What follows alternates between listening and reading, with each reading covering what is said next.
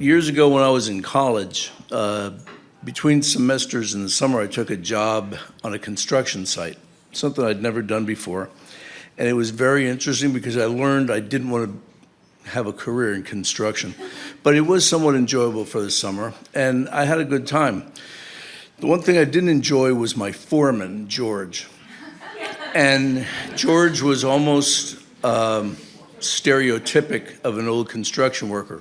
Steel hard hat, old boots, leather belt with all kinds of tools hanging off of it. And the picture was completed by a half-smoked cigar constantly sticking out of the side of his mouth. I didn't like it. The reason I didn't like him was not because he called me Joe College every time he referred to me and made it a disparaging statement. I didn't like it because he was a racist. He was a sexist. He was a misogynist. And he was every bad-ist you could be. He peppered his daily talk with words like spick and spook and chink and dyke and fag. And he didn't stop there because he went after the Catholics, the Jews, the liberals, and the foreigners. And it really kind of got to me. And we used to sit around and eat lunch together because there was only one shady spot on the construction site. And like I said, it was Texas in the summer. So after sitting around listening to George for almost 2 months, I had it up to my eyeballs. And I guess I was feeling rather mean that day. And I said, George, I got a question for you. And he said, yeah, College, what do you got? And I said, well, and we knew he didn't have any kids. But I said, if you had a son or a daughter and they were adults, would you rather they marry a Mexican or black person or be gay? He looked at me like someone had hit him in the back of the head with one of those tools that was hanging off of his belt. And he goes, the hell is wrong with you?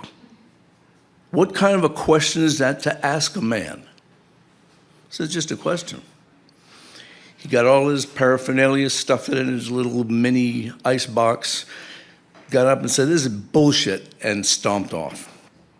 So you're probably wondering what this has to do with the topic tonight.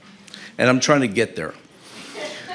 There was a change that happened immediately after that, because every time George wanted me to do something, he sent that person to me and said, tell him to go and do this. Tell him to take the truck down and do that. Tell him to go clean up the other side of the construction site.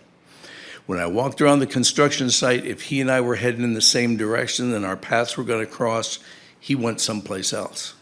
And it took me a couple of days to figure out he's putting space between us. Not only actual space, but communication space. Every once in a while, I think back on that job and think about the good times that I had, and think about that question that I asked George, and I feel kind of remorseful about it, because I posed a question to a person with such a small, closed mind that didn't have the intellectual equipment to understand why the question was being asked. And when you run into bigotry like that, it has to be pointed out, and it has to be taken care of. So I do feel bad about it, but about that much and for the shortest period of time you can think of.